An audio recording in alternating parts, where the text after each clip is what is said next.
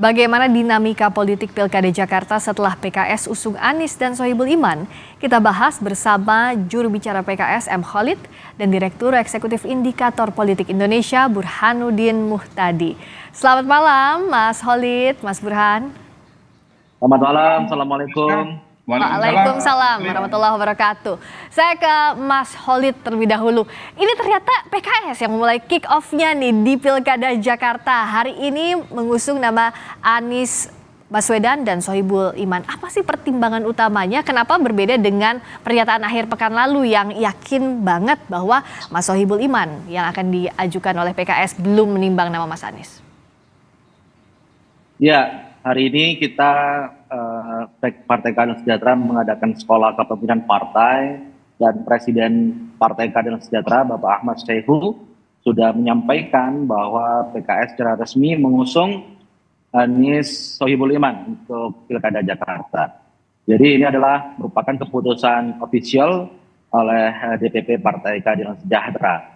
Jadi kalau kita lihat sebenarnya kita sudah melakukan proses ini cukup lama. Kita ada proses namanya pemilihan raya di internal kita, dan kita menyerap nama-nama itu dari bawah. Jadi DPW DKI Jakarta melakukan pemilihan kira-kira siapakah tokoh-tokoh yang layak untuk diusung oleh Partai Keadilan Sejahtera untuk Pilkada Jakarta. Kemudian muncullah ada nama Pak Sohibul Iman dan juga ada nama Pak Anies Baswedan. Dan juga ada beberapa kader lainnya seperti Dr. Mardhani Alisera. Jadi nama-nama ini sudah beredar dan kemudian kita kaji. Dan kemudian pada tahapan berikutnya kita juga ingin mendengarkan. Jadi bukan hanya suara kader, suara anggota Partai Keadilan Sejahtera, tapi juga mendengarkan juga bagaimanakah pandangan pimpinan-pimpinan partai politik sahabat, kemudian mendengarkan tokoh-tokoh masyarakat, tokoh-tokoh nasional, lintas agama,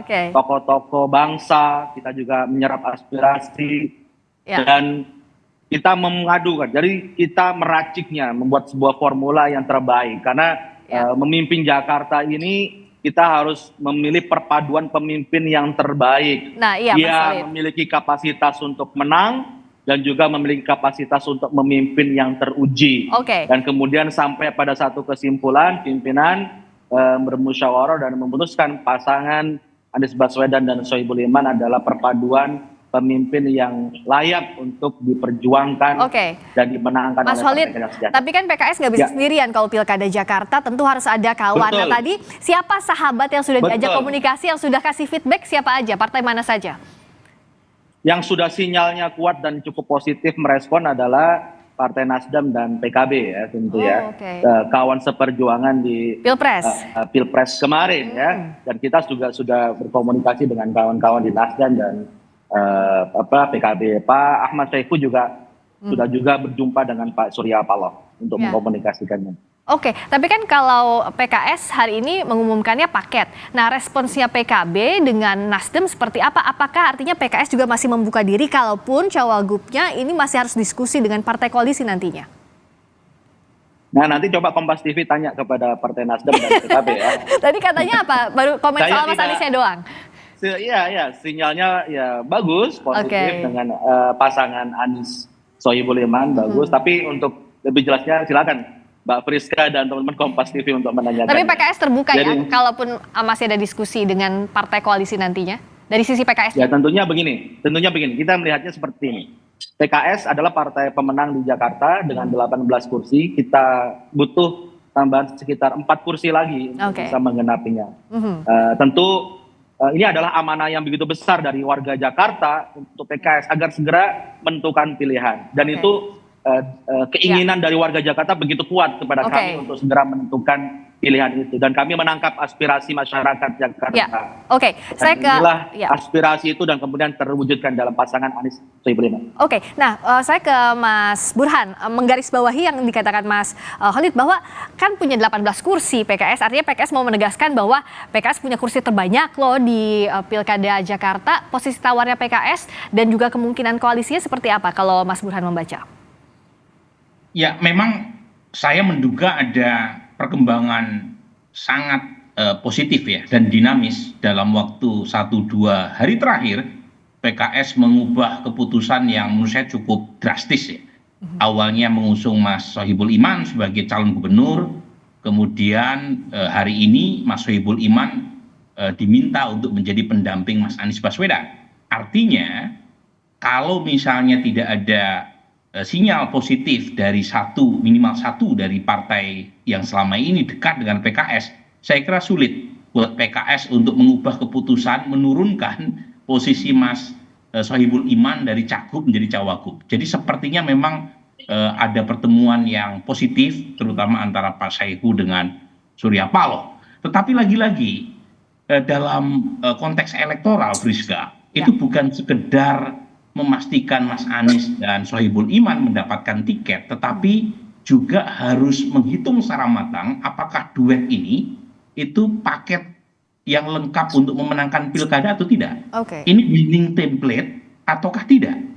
Karena ini penting nih, karena kalau kita lihat dari sosok Anies maupun Ustadz Sohibul Iman itu berasal dari captive yang sama. Daya tarik dari dua tokoh ini itu terutama kelompok Muslim religius yang tinggal di wilayah Jakarta Selatan, Jakarta Timur, dan sebagian Jakarta Pusat. Kekurangan Mas Anies itu ada di Jakarta Barat dan Jakarta Utara.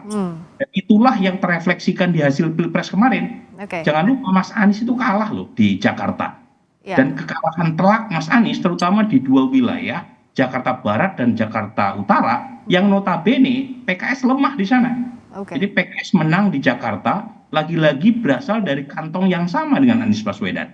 Nah, jadi kalau misalnya Mas Anies dan Sohibul Iman jadi dijodohkan untuk berlaga di Pilkada Jakarta, PR buat keduanya lagi-lagi di Jakarta Barat dan Jakarta Utara. Dan pada titik itu, ya, itu PDI Perjuangan justru yang punya kelengkapan secara elektoral karena basis PDI Perjuangan di dua wilayah itu. Tetapi lagi-lagi kan PDI Perjuangan punya kepentingan untuk kadernya ya, sebagai cawagup Anies Baswedan. Dan kalau misalnya ini yang terjadi, memang perlu kesepakatan antar elit sekali lagi untuk memastikan Anies Baswedan dan Ustadz Sohibul Iman bisa berlayar. Nah tadi kan untuk menutupi captive di Jakarta Barat dan Jakarta Utara itu sebenarnya dikuasai PDI Perjuangan di pilkada lalu. Nah ngomong-ngomong soal ini, Mas Khalid, apakah sudah ada komunikasi dengan PDI Perjuangan? Kalau sejauh ini kan Mbak Puan ngasih sinyal ya, semua nama dipertimbangkan, komunikasi politik dan seluruh partai politik juga akan dilakukan.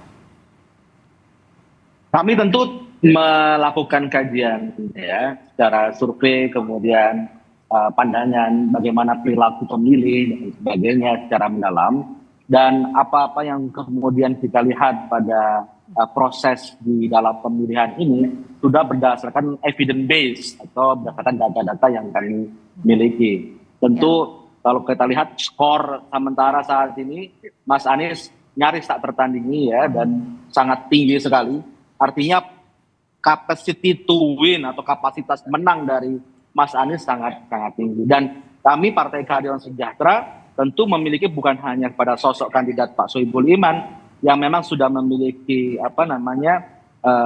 profil yang cukup mumpuni, tapi juga memiliki hampir merata di mesin politik yang kita miliki.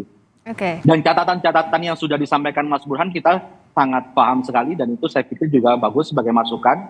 Tapi perpaduan antara tokoh Pak Sohibul Iman sebagai tokoh dan kemudian Pak Anies sebagai tokoh yang begitu kuat untuk sebagai kandidat calon gubernur dan wakil gubernur, itu adalah perpaduan yang sangat bagus dengan kemudian mesin politik PKS yang sangat baik. Tentu kami menyadari kita harus merangkul sebanyak-banyaknya pihak ya, parpol ya, yang akan parpol tentu bukan hanya dalam kepentingan kita membuat tiket untuk maju, tapi kita juga ingin memperluas basis dari pemilih itu sendiri. Dan tentu kita juga menunggu nih siapakah lawan tanding dalam kompetisi di pilkada mendatang. Nah, Mas Burhan membacanya siapa kira-kira lawan yang sepadan untuk Mas Anies Baswedan? Kalau secara koalisi kan ini masih sangat cair, masih dinamis.